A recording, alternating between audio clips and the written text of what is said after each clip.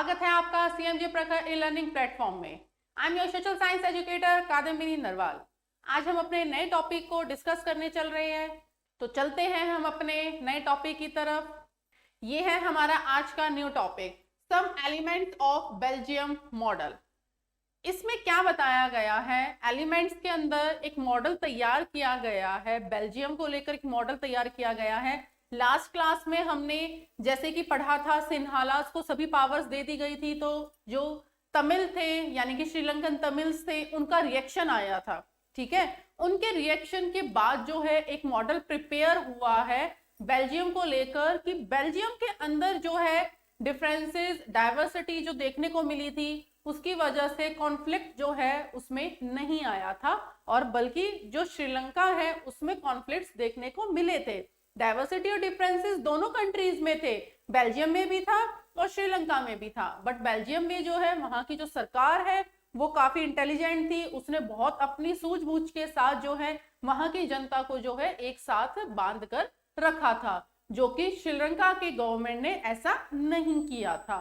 ठीक है, क्योंकि उसने क्या करा था कि जितनी भी मेजोरिटी थी, जिस लैंग्वेज की तरफ मेजोरिटी जा रही थी, उसी को उसने क्या करा, सारी पावर्स दे दी, और वहां की गवर्नमेंट भी जो है उसके फेवर में चली गई थी।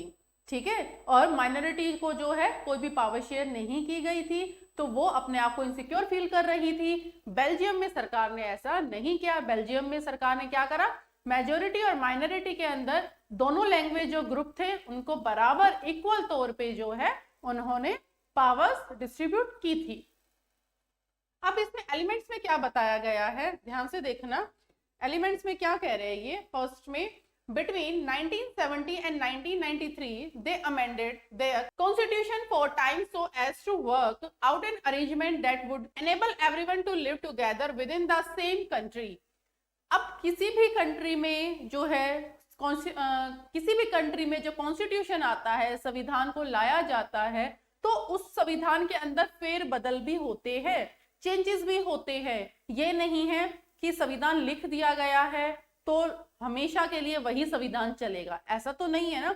जैसे जैसे जरूरत के हिसाब से, जैसे जैसे जो टाइम पीरियड चेंज हो रहा है, तो आसपास गवर्नमेंट में जो नई पॉलिसीज भी लेकर आ रहे हैं, तो उसके अकॉर्डिंग जो है अमेंडमेंट जो है, चेंजेस जो है वो होते रहते हैं। ठीक है, तो ये चीज तो क्लियर है कि कॉन्स्टिट्यूशन के अंदर जो राइट्स वगैरह है वो फिक्स नहीं है, वो चेंज होते रहते हैं। संशोधन जो है संविधान में होता रहता है, चाहे वो इंडिया का कॉन्स्टिट्यूशन क्यों ना हो, चाहे वो बेल्जियम का हो, चाहे वो किसी भी कंट्री का हो।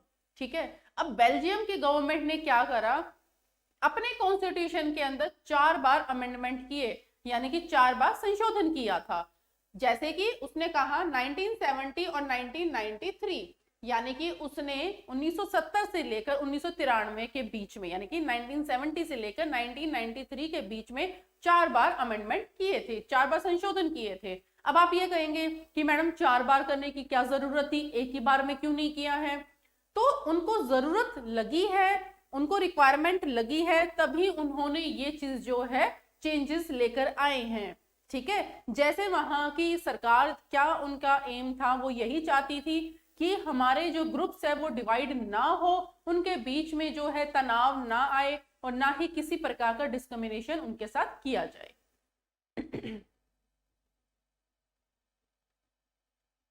तो उन्होंने क्या कहा था, उन्होंने फिर बोला कि कॉन्स्टिट्यूशन के अंदर 4 बार अमेंडमेंट कर दिए हैं हमने, जिसकी वजह से क्या है, उस अमेंडमेंट की वजह से, यानी कि वो क्या चाह रही थी वहां की सरकार अमेंडमेंट के बाद, कि जितनी भी वहां की जनता है वो एक ही छत के नीचे, यानी कि एक ही अपनी कंट्री के अंदर मिलजुल कर रहे, चाहे उसमें कितनी ही प्रकार की डिफरेंट लैंग्वेज क्यों ना हो, बेशक उनमें डाइवर्सिटी क्यों ना हो, बट कॉन्फ्लिक्ट पैदा ना हो। इस वजह से उन्होंने 4 अमेंडमेंट किए थे, ताकि सभी वहां की जो जनता है वो एक साथ मिलकर यूनिटी के साथ जो है प्यार प्रेम के साथ रह सके। अब उन्होंने क्या बोला है नेक्स्ट में, constitution prescribed at the number of Dutch and French speaking ministers shall be equal in the central government. अब इन्होंने क्या बोला है, कॉन्स्टिट्यूशन में प्रिस्क्राइब किया गया है जो डच लैंग्वेज थी और जो फ्रेंच लैंग्वेज थी, दोनों के बारे में आपको पता तो चल गया अच्छे से पिछली क्लासेस में भी हमने इनके बारे में काफी डिस्कस किया था। तो उसमें बताया गया था जो डच स्पीकिंग है वो क्या थे, मेजोरिटी में थे बेल्जियम में, और जो फ्रेंच थे वो क्या थे, माइनॉरिटी में थे। बट अगर वहां के यानी कि बेल्जियम की हम कैपिटल की बात करते हैं ब्रिसल्स की, तो उसमें क्या था, जो फ्रेंच था वो क्या थे, मेजोरिटी में, और डच थे माइनॉरिटी में। और 80% जो है फ्रेंच बेल्जियम के जो राजधानी है ब्रिसल्स उसमें मेजोरिटी के अंदर काउंट हो रहे थे, और बाकी जो है वो फ्रेंच में काउंट हो रहे थे। तो जो फ्रेंच है वो बेल्जियम की जो कैपिटल है, राजधानी है ब्रिसल्स, उसके अंदर मेजोरिटी के अंदर आ रहे हैं। तो ये चीज जो है यहाँ पर साफ क्लियर करती है कि मेजोरिटी और माइनॉरिटी से कोई फर्क नहीं पड़ता है। वहां के जो मिनिस्टर्स है, डच स्पीकिंग जो मिनिस्टर्स है, फ्रेंच स्पीकिंग जो मिनिस्टर्स है, सबको इक्वल जो है पावर शेयर की जाएगी। ठीक है, यानी कि कोई भी छोटा बड़ा अपने आप को ऐसा महसूस नहीं करेगा कि वो ज्यादा पावर में है, वो कम पावर के अंदर है। तो दोनों ही लैंग्वेज के मिनिस्टर्स को जो है इक्वल गवर्नमेंट यानी कि इक्वल जो पावर है वो सेंट्रल गवर्नमेंट ने जो है डिस्ट्रीब्यूट की थी। क्लियर है ये। नेक्स्ट क्या बताया है, Thus no single community can make decision unilaterally। यानी कि क्या बताया है कि इसमें कोई भी जो है सिंगल जो गवर्नमेंट है, यानी कि चाहे वो डच स्पीकिंग हो चाहे वो फ्रेंच स्पीकिंग मिनिस्टर हो, कोई भी अपना डिसीजन अकेले नहीं ले सकता, दोनों मिलकर साथ जो है डिसीजन लेंगे। अगर उनमें पावर इक्वल डिस्ट्रीब्यूट की है तो डिसीजन भी जो है वो इक्वल लेंगे। ठीक है, ये नहीं है कि डच स्पीकिंग जो है वो मेजोरिटी में है, वो अपना डिसीजन अलग से लेंगे, उनकी बात ज्यादा मानी जाएगी। और ऐसा भी नहीं है कि फ्रेंच स्पीकिंग है वो अपना डिसीजन अलग से लेंगे, वो डच वालों से नहीं पूछेंगे, ऐसा भी नहीं है। दोनों यानी कि डच और फ्रेंच स्पीकिंग जो मिनिस्टर्स हैं वो इक्वल यानी कि साथ बैठकर और किसी भी मुद्दे के ऊपर कोई भी डिसीजन लेना है तो दोनों मिलकर, दोनों एक दूसरे के साथ डिस्कस करके तब फैसला वो निकालेंगे। क्लियर है ये। तो नेक्स्ट में क्या बताया है इसमें, many powers of the central government have been to given the state government of the two regions of the country. The state government are not subordinate to the central government. ये जो last line है ये important है, इस पे ध्यान देना। पहले इससे पहले वाला जो है वो क्लियर करते हैं। इसने क्या कहा है, मैनी पावर्स टू गिव, यानी कि many powers of the central government have been to given the state government of the two regions of the country. It means उन्होंने बहुत सारी जो है पावर्स, जो सेंट्रल गवर्नमेंट है वो सबसे ज्यादा सुपीरियर होती है, बड़ी होती है, उससे नीचे स्टेट गवर्नमेंट आती है। तो जो सेंट्रल गवर्नमेंट है वो पूरे देश को एक साथ तो नहीं चला सकती है ना, तो वो क्या करती है, अपनी आधे से ज्यादा पावर जो है वो डिस्ट्रीब्यूट कर देती है, दे देती है। वो किसको, स्टेट गवर्नमेंट को दे देगी। वो किसे दे देती है, वो सेंट्रल गवर्नमेंट अपनी पावर्स स्टेट गवर्नमेंट को दे देती है। और स्टेट गवर्नमेंट भी जो है अपने से नीचे जो है गवर्नमेंट, जो लोकल गवर्नमेंट्स वगैरह आती है तो उनको डिस्ट्रीब्यूट कर देते हैं। तो अब इसमें क्या बात कही है, the state government are not subordinate to the central government. It means जो सेंट्रल गवर्नमेंट है हमारी, तो वो जितनी पावर में है उतनी ही पावर में स्टेट गवर्नमेंट भी है। ये नहीं है कि सेंट्रल गवर्नमेंट ऊपर आती है और स्टेट गवर्नमेंट नीचे आती है, ऐसा नहीं है।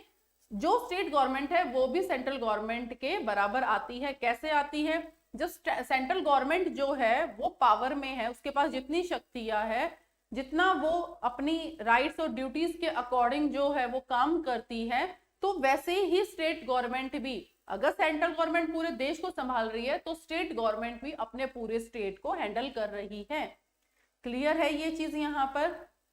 नेक्स्ट पॉइंट पे चलते हैं हम। नेक्स्ट पॉइंट क्या कहता है, bristles has a separate government in which both the communities have equal representation. यानी कि ब्रिसल्स जो है वो सेपरेट करती है अपनी गवर्नमेंट को। जो ब्रिसल है यानी कि जो वहां की राजधानी थी बेल्जियम की, जो कैपिटल है ब्रिसल, उसके बारे में हम बात कर रहे हैं कि ब्रिसल के अंदर हमने एक चीज देखी थी, ठीक है, कि जो डच लैंग्वेज है वो माइनॉरिटी के अंदर आती है और जो फ्रेंच लैंग्वेज है वो ब्रिसल के अंदर मेजोरिटी के अंदर आती है। क्लियर है ये चीज। तो अब जैसे कि एग्जांपल लेते हैं कि दिल्ली के अंदर जो है अब सेंट्रल जो गवर्नमेंट है वो तो है ही अपनी सेंट्रल गवर्नमेंट, बट दिल्ली के अंदर जो है वो भी तो अपनी अलग से एक सरकार बना रही है, जैसे कि अपनी आपकी सरकार है, यानी कि आम आदमी पार्टी की जो सरकार है वो दिल्ली के अंदर है। सेंट्रल गवर्नमेंट तो है, बट अपने देश के अंदर जो कैपिटल दिल्ली आती है उसके अंदर भी गवर्नमेंट अलग से बैठी है। सेम ऐसे ही जो हमारा बेल्जियम है, बेल्जियम के अंदर सेंट्रल गवर्नमेंट तो है, बट सेंट्रल गवर्नमेंट के साथ जो बेल्जियम की कैपिटल है ब्रसेल्स, उसकी भी जो सरकार है वो अलग से बनी हुई है। क्लियर है? तो अब उसकी जो सरकार है वो भी क्या कर रही है, अब जैसे कि सेंट्रल गवर्नमेंट ने अपनी पावर स्टेट गवर्नमेंट को जो है बांट दी है अपनी पावर्स, तो सेम ऐसे ही जो हमारे और किस लिए बांटी वो, ताकि सभी यूनिटी के साथ एक देश में मिलजुल कर रह सके। क्लियर है? तो ऐसे ही जो ब्रिसल है वो भी यही चाह रही थी कि उसके कैपिटल के अंदर जो है किसी के साथ भेदभाव ना हो, सब मिलजुल कर साथ में रह सके। इसलिए बोला है separate government in which both the communities have equal representation. तो उसने दोनों ही कम्युनिटी, दोनों कौन सी कम्युनिटी है, फ्रेंच और डच, दोनों कम्युनिटी को रिप्रेजेंट किया है और वो भी इक्वली रिप्रेजेंट किया है। ठीक है, हम एक बार आपको बता देते हैं दोबारा से, जैसे कि मान लो कि ये क्या है, हमारा बेल्जियम है। ठीक है, और हमने एक बार पहले भी बताया हुआ है आपको, एक बार दोबारा से रिवाइज करा रहे हैं आपको। ये बेल्जियम है, बेल्जियम को 2 पार्ट्स में डिवाइड किया था, 2 रीजन्स में, और ऊपर जो है वो कौन सा रीजन आता है, फ्लेमिश आता है, ऊपर है फ्लेमिश रीजन, और नीचे कौन सा है, वेलोनिया रीजन है। और फ्लेमिश में कौन सी लैंग्वेज बोली जाती थी, डच बोली जाती है। ठीक है, और जो हमारी क्या है ये वेलोनिया जो रीजन है, वेलोनिया रीजन में कौन सी लैंग्वेज बोली जा रही थी, फ्रेंच लैंग्वेज बोली जा रही थी। ठीक है, ये चीज। तो अब इसने क्या बोला है यहाँ पर, ध्यान से देखना, मैंने इसलिए आपको ये दोबारा बताया है। The French speaking people accepted equal representation in the central government. ये इंपॉर्टेंट है यहाँ पर कि इसने कहा है जो फ्रेंच स्पीकिंग पीपल है वो एक्सेप्ट करते हैं equal representation in the central government के अंदर। अब फ्रेंच जो है वो यहाँ पर मेजोरिटी के अंदर है, ब्रिसल के अंदर मेजोरिटी के अंदर जो है कौन सी लैंग्वेज आ रही थी, यहाँ पर फ्रेंच स्पीकिंग आ रही थी।